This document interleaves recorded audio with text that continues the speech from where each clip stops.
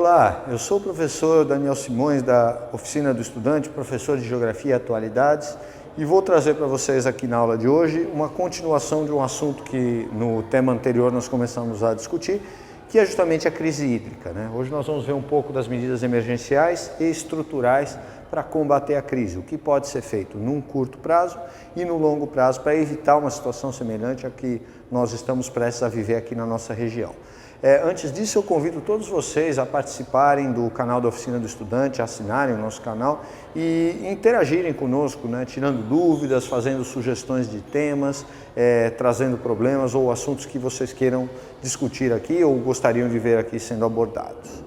Então nós vamos dividir essa conversa agora em duas grandes partes. Primeiro nós vamos ver quais seriam as medidas emergenciais que já estão sendo ou que poderiam ser tomadas para minorar o problema da crise hídrica. Não são medidas que vão resolver o problema, mas sim impedir que a gente imediatamente fique sem água.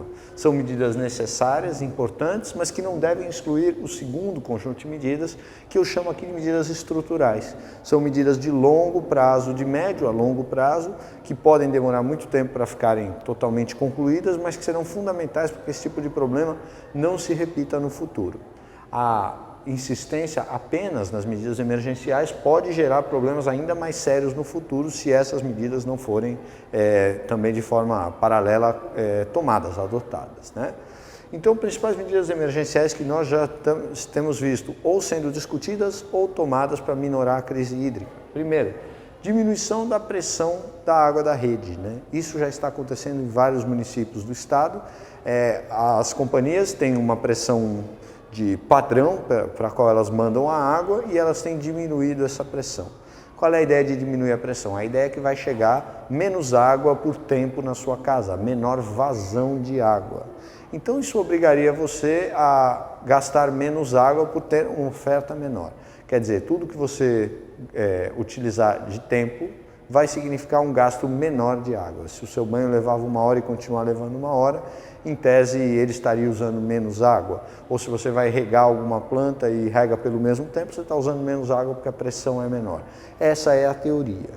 É uma solução de impactos muito relativos, né? Não é de grande impacto, mas já está sendo adotada. Existe inclusive uma pressão mínima, né, no encanamento, você não pode baixar demais a pressão, porque haveria primeiro o risco de moradias em locais muito altos não receberem a água, o que nós já vemos acontecer aí na mídia, né? A queixa de pessoas que moram em bairros em regiões mais altas com um problema maior de falta d'água. Além disso, a diminuição da pressão ela é perigosa porque pressões muito baixas favorecem a entrada de agentes patogênicos e contaminantes na rede de distribuição de água. Então, a qualidade da água pode ser deteriorada se a pressão não observar um nível mínimo. E nós tivemos na semana passada a Sabesp admitindo que está distribuindo, por exemplo, água abaixo dessa pressão mínima, né? A pressão é medida em metros de coluna de água, o mínimo são 10 metros de coluna de água, a pressão tem chegado a 1 metro de coluna de água, portanto, muito mais fraca do que era o previsto. A segunda medida importante, o governo já vem adotando há algum tempo, é a exploração dos chamados volumes mortos das represas. O volume morto, ele é a parte mais profunda das represas, onde as bombas tradicionais de captação não atingem, né? Porque raramente você teve uma seca, uma estiagem tão pronunciada. Então os governos estão expandindo as bombas para que você consiga acessar águas em regiões cada vez mais profundas. Isso ajuda a obter mais água, por outro lado também tem riscos, né? Primeiro, a qualidade da água, muitos dos resíduos e contaminantes se depositam no fundo, principalmente metais pesados, que muitas vezes não podem ser removidos pelos tratamentos convencionais de água. Além disso, existe a preocupação de que o esgotamento do volume morto dificulte a própria reposição da represa, porque para uma represa subir de nível, ela precisa ter todo o seu solo encharcado, saturado de água. Então, durante muito tempo, nós tivemos as primeiras chuvas acontecendo sem que as represas subissem, por conta de um fenômeno que alguns chamaram um efeito esponja. Primeiro o solo precisa absorver a água para daí subir, então se eu mantiver o volume morto, esse processo será muito mais rápido.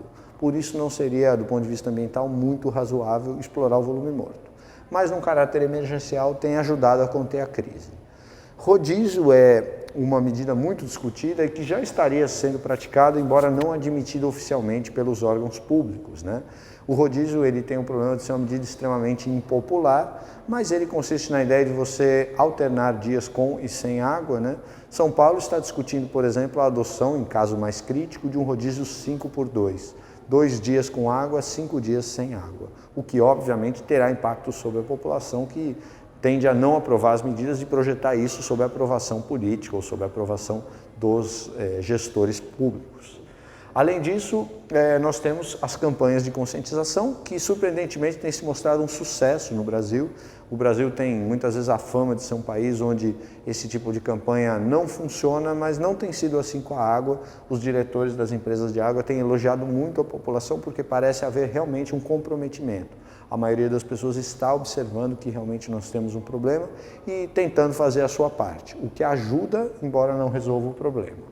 Em alguns casos, realmente, só a taxação e outros mais extremos, a multa é suficiente para que você realmente contenha o problema, né? Porque há muitos casos ainda de desperdício ou até de adulteração de sistemas de monitorar a água feito por empresas, por exemplo. Então, algumas multas são parte dessa campanha de reduzir drasticamente o consumo de água. Por outro lado, todas essas medidas são pontuais, como eu disse a vocês, e não podem excluir as medidas estruturais. Essas são mais difíceis de serem tomadas, porque além de serem custosas, elas nem sempre têm a mesma visibilidade política que obras determinadas. Então, muitas vezes os políticos optam por obras mais visíveis do que essas, mas essas têm que ser feitas sim.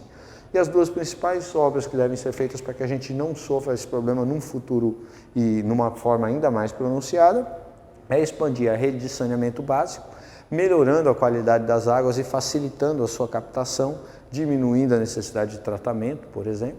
Hoje a maior parte das cidades polui quase todos os seus rios e você muitas vezes não consegue aproveitar a água dos rios, né? Nos jornais hoje está um estudo que o governo de São Paulo está fazendo para aproveitar a água do Rio Pinheiros. Mas até agora, os tratamentos utilizados não foram suficientes para torná-la limpa. A água é tão poluída que você não consegue tratá-la num custo razoável para distribuir à população. Então isso te obriga a buscar água cada vez mais longe, a buscar reservatórios cada vez mais distantes, o que é caro e demorado. Então, ter água com qualidade melhor, mais próxima, significaria diminuir a escassez hídrica. E também um problema que é fundamental e que sem dúvida está ligado aí à diminuição do nível hídrico é o desmatamento da vegetação que recobre as áreas de proteção permanente, as APPs. Áreas de proteção permanente são as margens de rios, lagos ou nascentes, onde você, por lei, deveria ter mata ciliar. A mata ciliar é muito importante porque ela ajuda a água a infiltrar no solo. E é justamente a infiltração da água que repõe as nascentes, aquíferos e outros sistemas de água que mantêm os rios vivos. Quando eu retiro a vegetação, o solo é exposto a um impacto direto da chuva e os rios tendem a sofrer uma subida muito rápida no seu nível e depois perderem toda essa água, causando enchentes e não repondo os seus reservatórios que, na verdade, estão em nível subterrâneo.